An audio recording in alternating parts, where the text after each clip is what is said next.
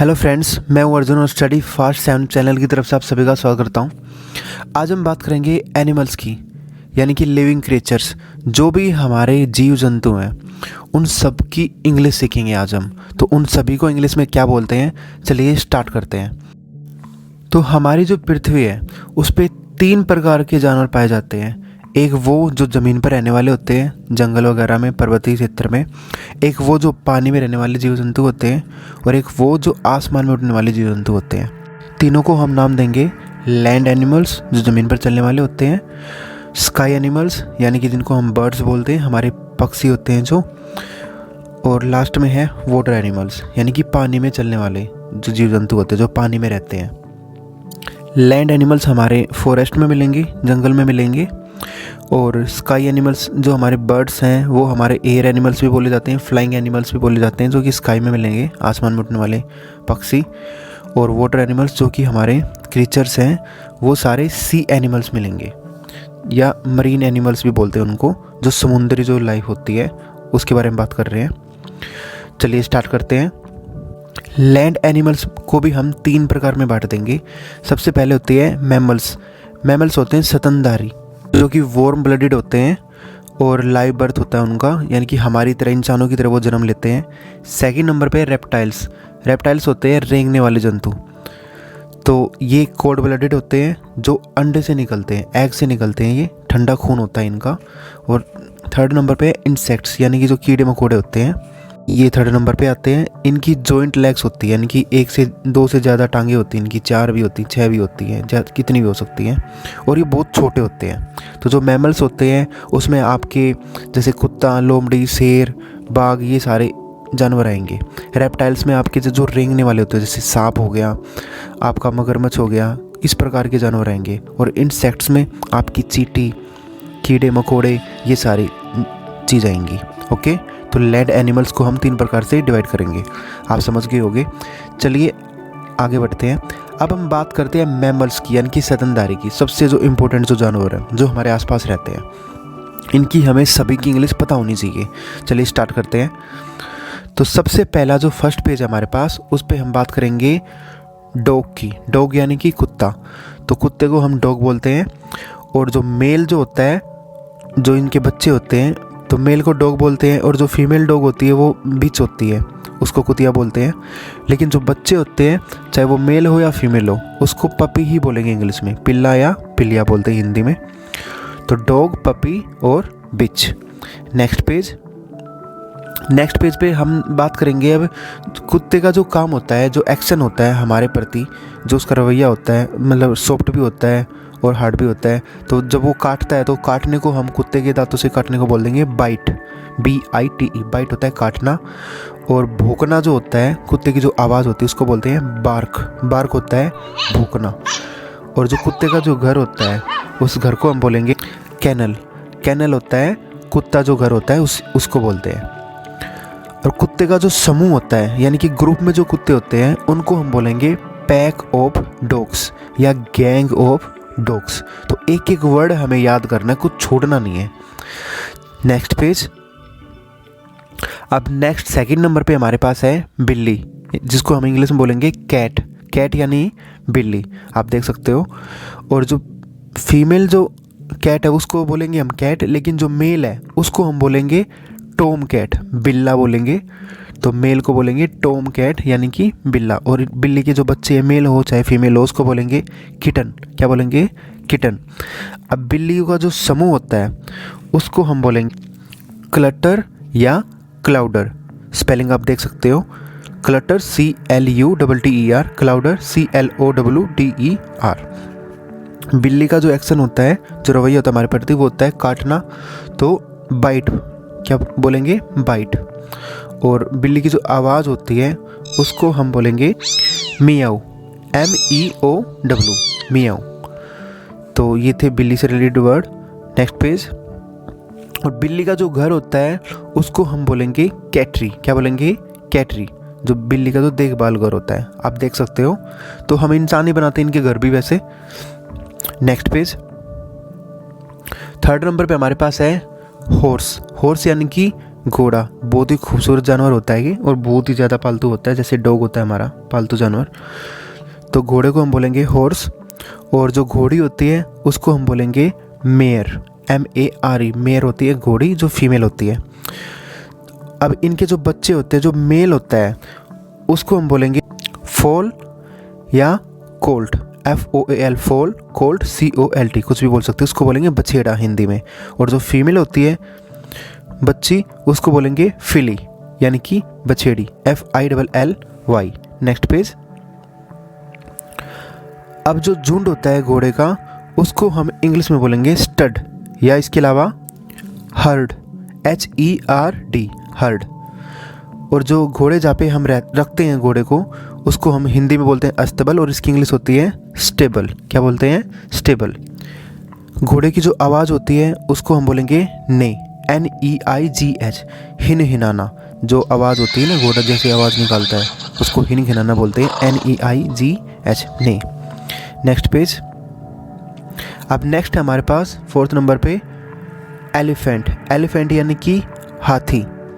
और एलिफेंट जो मेल होता है उसको भी हाथी बोलेंगे, और जो फीमेल होता है उसको भी एलिफेंट ही बोलेंगे। अब जो हाथी के जो बच्चे होते हैं उनको बोलेंगे बेबी एलिफेंट। क्या बोलेंगे? Baby elephant. वैसे हाथी बहुत बड़ा जानवर होता है, जंगल में रहने वाला जानवर है ये। और हाथियों का जो समूह होता है उसको बोलेंगे हार्ड। देखो सेम वर्ड दोबारा रिपीट हो रहा है, हार्ड। हाथियों के समूह को भी क्या बोलेंगे? Hard, HERD। Next page. अब हाथियों से रिलेटेड कुछ 2-4 वर्ड और सीख लेते हैं हम। जो हाथी की जो आवाज़ होती है उसको बोलेंगे ट्रम्पेट। क्या बोलेंगे? ट्रम्पेट, यानी कि चिंगारना। और हाथी का जो दांत होता है तो उसको बोलेंगे टस्क। क्या बोलेंगे? टस्क। और हाथी का जो सूंड होता है, हाथी के सूंड को बोलेंगे ट्रंक। क्या बोलेंगे? ट्रंक। इसके अलावा जो हाथी का जो मुंह होता है उसको माउथ ही बोलेंगे। आप देख सकते हो पूंछ को टेल बोलेंगे, TAIL। उसके जो पंजे होते हैं उसको टो बोलेंगे, TOES। तो आप देख सकते हो उससे रिलेटेड वर्ड हैं यहाँ पे। Next page. 5th नंबर पे है कैमल। कैमल यानी कि ऊँट। ऊँट को हम इंग्लिश में बोलेंगे कैमल। कैमल का जो बच्चा होता है उसको बोलेंगे बेबी कैमल या काफ। बेबी कैमल या काफ, मेल फीमेल दोनों के लिए, बच्चों के लिए सेम वर्ड यूज़ होंगे, और बड़े के लिए कैमल ही होगा। तो फीमेल है मान लो तो उसको फीमेल कैमल बोल देंगे या मेल कैमल बोल देंगे, जो नर और मादा होते हैं बड़े। कैमल की जो आवाज़ होती है, जो गुर्राना होता है, गुरगुराना, उसको इंग्लिश में बोलेंगे ग्रंट, GRUNT। नीचे लिखा हुआ है ग्रंट। और जो झुंड होता है कैमल का, जो पूरा झुंड है आप फोटो में देख सकते हो, इसको हम इंग्लिश में बोलेंगे फ्लोक। क्या बोलेंगे? फ्लोक या कैरवेन। कैरवेन ट्रेन, कैरवेन ट्रेन भी बोलते हैं क्योंकि एक के पीछे एक चलते हैं ये झुंड में। Next page. नेक्स्ट हमारे पास 6th नंबर पे जेब्रा, ZEBRA, जेब्रा। और मेल हो या फीमेल हो तो आप ऐसे बोल सकते हो मेल जेब्रा या फीमेल जेब्रा, कोई और अलग वर्ड नहीं है इनके लिए। जो इसके बच्चे होते हैं, जो बेबी मेल है उसके लिए यूज़ करेंगे फोल, FOAL। दोबारा वर्ड रिपीट हो रहा है ये भी, बहुत सारे जानवरों के बच्चों के वर्ड सेम ही होते हैं लगभग। और जो फीमेल है उसके लिए, बेबी फीमेल है उसके लिए यूज़ करेंगे फिली। क्या करेंगे? फिली, FILLY। अब नीचे हम देख सकते हैं जो इसकी आवाज़ होती है हिन हिनाना, इसको इंग्लिश में हम बोलेंगे ब्रे, BRAY, जेब्रा की जो आवाज़ होती है। और जो जेब्रा का जो झुंड होता है, ग्रुप में होते हैं 2 या 3 से अधिक, तो उसको हम बोलेंगे हर्ड, HERD। दोबारा सेम वर्ड ये भी रिपीट हो गया। जो और भी जो झुंड थे जानवरों के वहाँ पे भी हम हर्ड यूज़ कर रहे थे। Next page. म्यूल। म्यूल होता है खच्चर। खच्चर जो होता है जिस पे हम बहुत ज़्यादा सामान ढोते हैं। वैसे तो हम इसका बहुत मजाक उड़ाते हैं, लेकिन ये हमारे बहुत काम का होता है क्योंकि हम इस पे बहुत सारा वजन लाद के एक जगह से दूसरी जगह सामान बहुत साल हमने ढोए भी हैं पहले। अब तो गाड़ियाँ आ गई खैर, तो हमें इसका आदर भी करना चाहिए। तो म्यूल जो होता है वो खच्चर होता है। और इसके जो बच्चे होते हैं उसको हम बोलेंगे, जो मेल होता है उसको कोल्ट बोलेंगे, और जो फीमेल होती है उसको फिली बोलेंगे। बच्चों में बात कर रहे हैं। और जो मादा होती है, बड़ी जो होती है, उसको खचरी बोलेंगे, और उसको इंग्लिश में बोलेंगे मोली। क्या बोलेंगे?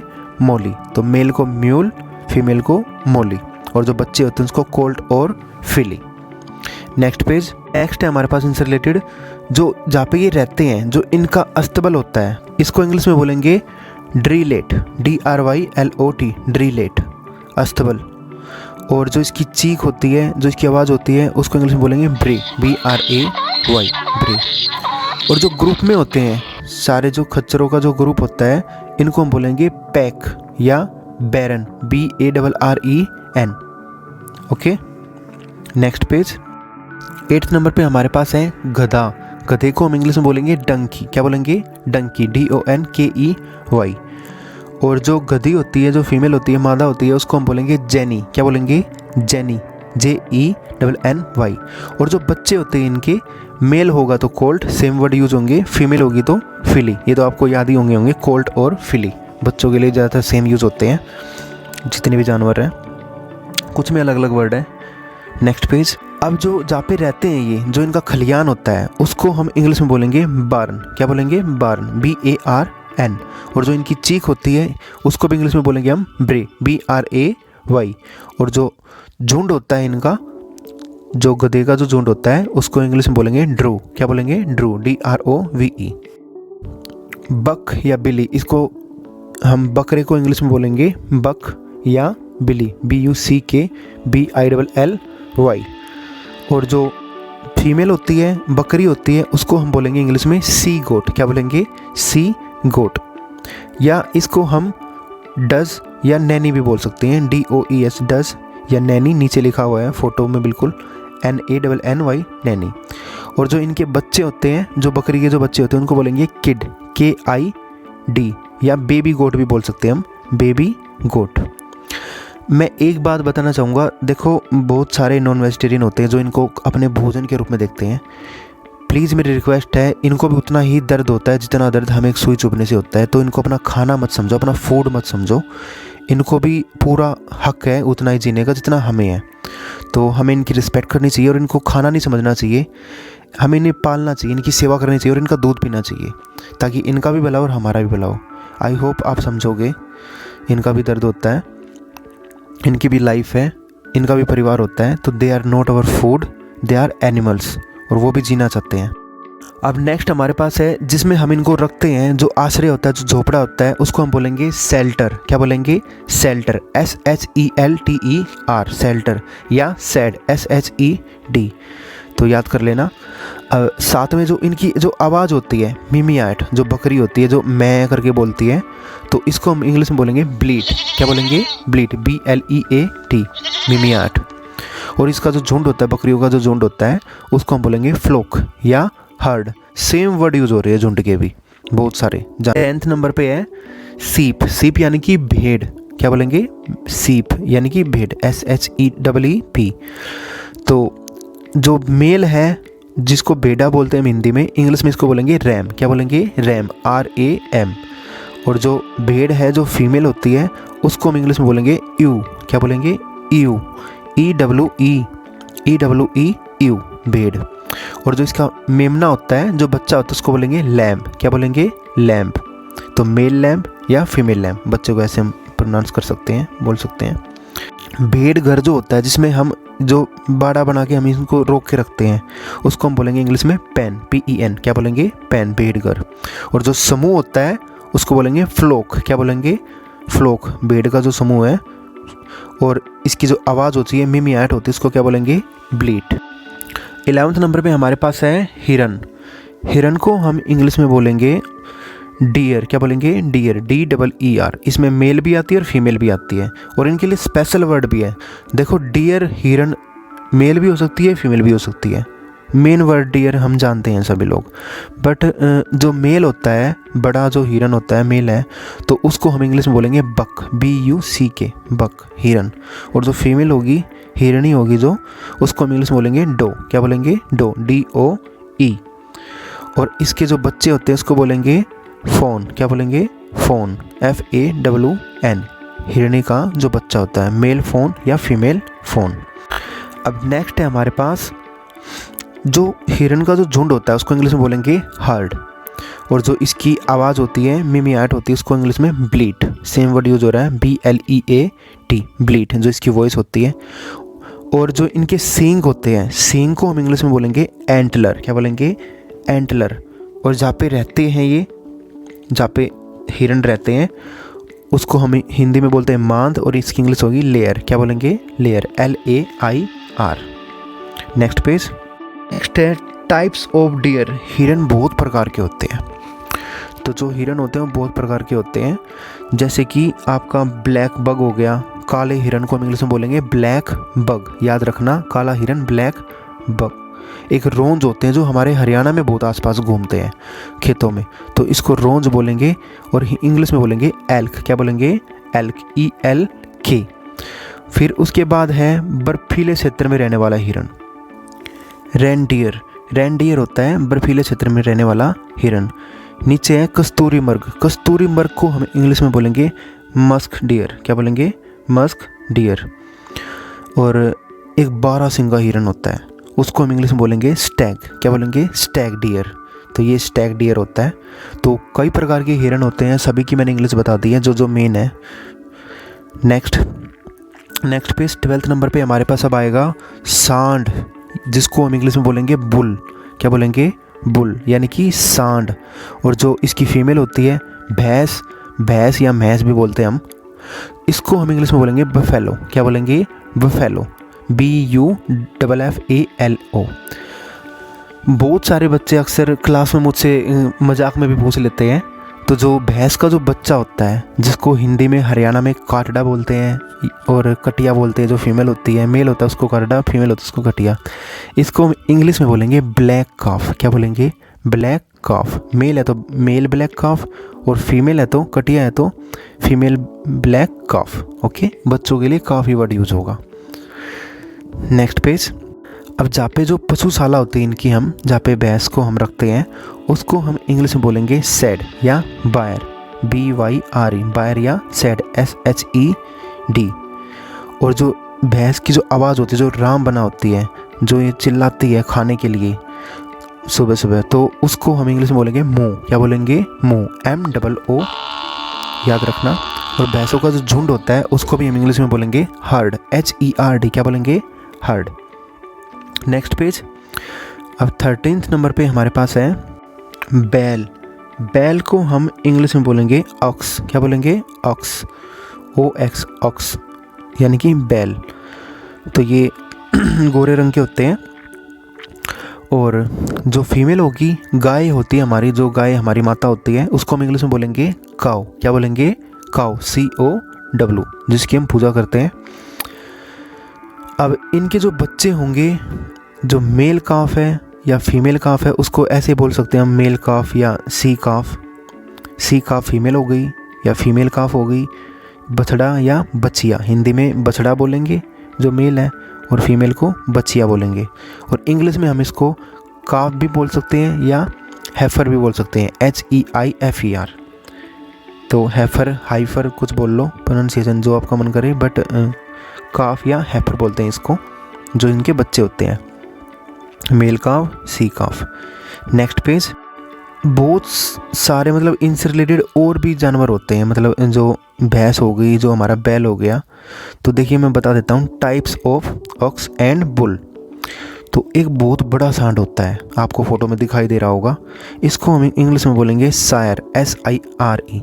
तो बड़ा जो सांड होता है, बहुत ताकत होती है इसके अंदर। और एक होता है बलद। बलद को हम इंग्लिश में बोलेंगे, इसको हम इंग्लिश में बोलेंगे टाकिन, TAKIN, टाकिन या स्टीयर, STEER। बलद को हम इंग्लिश में ये बोल देंगे। साथ में है जंगली सांड, जंगल में रहने वाला सांड, वो तो और ज़्यादा खतरनाक और ताकतवर होता है। इसको हम इंग्लिश में बोलेंगे बाइसन, क्या बोलेंगे, बाइसन, BISON। एक होता है पहाड़ी बैल। पहाड़ पे रहने वाले जो बैल होते हैं, आपने देखे होंगे बड़े बड़े बालों वाले, उनको हम इंग्लिश में बोलेंगे याक, क्या बोलेंगे, याक, YAK। तो आज के लिए इतना ही। आई होप गाइज आपने बहुत सारे नए वर्ड सीखे होंगे। बहुत सारे ऐसे वर्ड हैं जो आपको कहीं पे मिलेंगे नहीं जल्दी से, आसानी से। बट मैंने एक एक चीज़ कवर की है, चाहे उनकी आवाज़ हो किसी जानवर की, उनका झुंड हो उसको क्या बोलेंगे, या उसके जो अलग अलग जो बॉडी पार्ट है जो नहीं पता होते हमें, या मेल हो या फीमेल हो या उनके बच्चे हों, सब के मैंने वर्ड यहाँ पे कवर करवा दिए हैं। आपको बहुत ज़्यादा हेल्प मिलेगी इससे। तो एक दो बार और वीडियो को आप देख लेना, आपको अपने आप ही याद हो जाएगा सब कुछ। और एक बार नोट्स बना के ज़रूर देखना लिखते टाइम। अभी बहुत सारे एनिमल की इंग्लिश सीखनी बाकी है हमें, तो उनकी बात हम पार्ट 2 और पार्ट 3 में करेंगे। So once again thank you so much guys, कुछ नया सीखने के लिए और मुझे अपना कीमती समय देने के लिए।